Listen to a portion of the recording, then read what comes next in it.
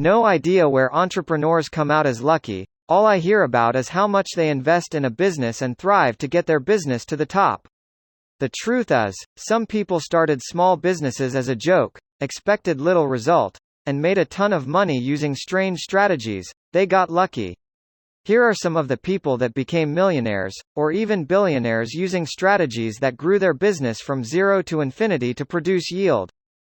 1. Eric Nakagawa sold his cat memes website for $2 million. As they say, a world without cats is a world without fun. Just kidding, nobody says that. On a rough day for a lonely overworker named Eric Nakagawa who was a software developer, he asked his friend, Kari Unabasami, to send something to make his day better. Kari Unabasami then sent Nakagawa a heap load of cat photos. The most popular one was a photo of a British Shorthair with an intended incorrect caption, "I can has cheeseburger?" The photo was so funny that they went out of their way to create a website blog dedicated to funny cat memes. I mean, cat memes are relieving, and it was worth it. The site got so popular that they decided to allow submissions on the blog. Many enemies tried to take over, and after a while, Nakagawa stated that it was too much work. In 2007, they sold the website for $2 million to Ben Hu, an internet entrepreneur who had a disagreement with the I Can Has Cheeseburger site earlier on. After a while, Hu took over and became a self-made CEO. All Nakagawa and Unabasami did was upload silly cat memes, and soon after, they got the hang of the internet. Maybe I should host a dog meme blog and sell for $100 million. 2. The waste paper recycling queen of China. I love this female billionaire. She turned waste and trash into millions, and now she's termed China's queen of trash. As discouraging as it sounds, I'd love to bear it. At a young age of 28, she opened the paper trading company, Ying Gang Shen, in Hong Kong with her savings of $3,800. But after realizing that the paper quality in China was quite low, she set off for Los Angeles, USA, to discover more resources. She continuously bought the waste paper, recycled it, and sent it back to China and other countries. She knew that China had a lot of business that dealt with international trade. She got successful with this strategy and enlarged her firm, Nine Dragons Paper Holdings, together with her husband and brother.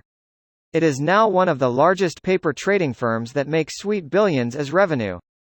Zhang Yin became the first Chinese billionaire with a current net worth of $1.8 billion. She is one of the richest persons in Greater China. She currently ranks as the 4th richest woman in mainland China, and 24th richest overall, according to the Hurun Report China Rich List 2013. I guess it's time for me to pick up used Coca-Cola cans for recycling. The term, Lordess of Tin, certainly suits me.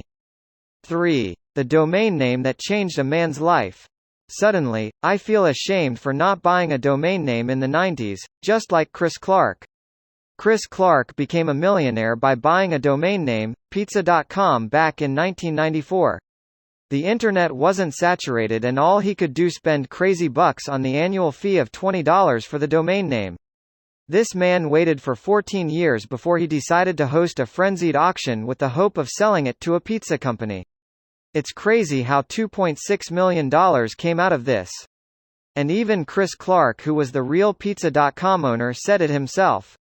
"It's crazy, it's just crazy," said Clark after the auction closed. 4. The cunning guy that used the aroma of pastries to entice his customers. I have to say, this guy is a boomer. When you hear the name Johnny Cupcakes Inc., your mind suddenly goes to cupcakes, right? And without thinking much, you assume it's a pastry company that produces the best cupcakes ever.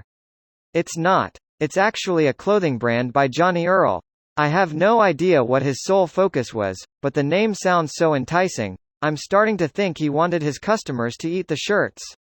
This guy started selling his branded shirts under a nickname his friend gave him, Johnny Cupcakes, at the trunk of his car in 2001. After gaining some popularity, he decided to launch his official boutique to promote his sales in 2005. Claims were made that he started his cupcake brand shirt as a joke, but even if it was, he had the coolest strategy. His boutique has the appearance of a foreign bakery. He placed baking racks, refrigerators, even a 1930s dough mixer. He also used vanilla-scented air fresheners to lure people in. He even went as far as using customized pastry boxes as his brand packaging.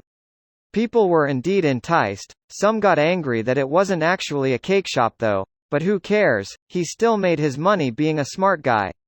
In 2008, Johnny got even luckier and got picked for Best Entrepreneurs aged 25 and under. His company got placed at number 237 Inc. 500 in 2009. As of today, his net worth is $3.8 million. 5. Post a secret millionaire and TED speaker. At this point, I'm convinced that anything can make me a millionaire. Thanks to this awesome human known as Frank Warren. No, not the singer. Frank Warren, the guy that turned people's secrets into dollar bills. He is the founder of the Post-Secret Project. This project consisted of a blog site of 700 million views where secrets are shared through postcards. 2005, he developed a community where people were welcome to share their deepest secrets anonymously. He asked them to share their secrets through postcards that he distributed to strangers in different parts of Washington. You are invited to anonymously contribute a secret to a group art project. Your secret can be a regret, fear, betrayal, desire, confession, or childhood humiliation. Reveal anything, as long as it is true and you have never shared it with anyone before. Be brief. Be legible. Be creative. Washington Magazine. This idea, later on, moved him to create a blog site where people could have easier access to make comments on each other's secrets. It got a lot of traffic and so, an iOS app came along the line. However, no restrictions came along with disadvantages. September 16, 2007, Blogger mistakenly shut down the blog as it was thought to be a spam site. And even when it was rectified, he decided to take a break in 2009. He turned the secrets he got into a book, Post-Secret Confessions on Life, Death, and God, which was a New York Times bestseller. 6. The $3 Million Company dedicated to a dog's vision. People like Roni D. Lullo inspire me to become the go-getter I truly am. Roni D. Lullo is the entrepreneur that rules the crazy business idea world. She was a kind-hearted person who not only cared about humans but also dogs. She was at a park one day and happened to notice her dog, Midnight, blinking unpleasantly due to the sun, and that was when she had an idea. To invent the dog glasses known as doggles. The success of her idea was due to the persistent experiments she did to match the dog's head shape. Doggles are constructed out of a tinted polycarbonate material for UV protection, with elastic straps to secure them to the dog's head. Dog wearing doggles while traveling on the back of a motorcycle. Doggles were ranked 6 in a list of 10 ideas that shouldn't have worked, but made millions by MSN Money, and by 2004, were being sold in 4,500 shops in 16 countries, and now include the option of prescription lenses. She built a $3 million company, Doggles Inc., to carry her invention. 7. Building a room full of cash by selling ugly fake teeth. Jonah White, the founder of Billy Bob Teeth Inc., and his partner had a weird goal of making people look beautifully ugly with the use of fake hillbillies' teeth.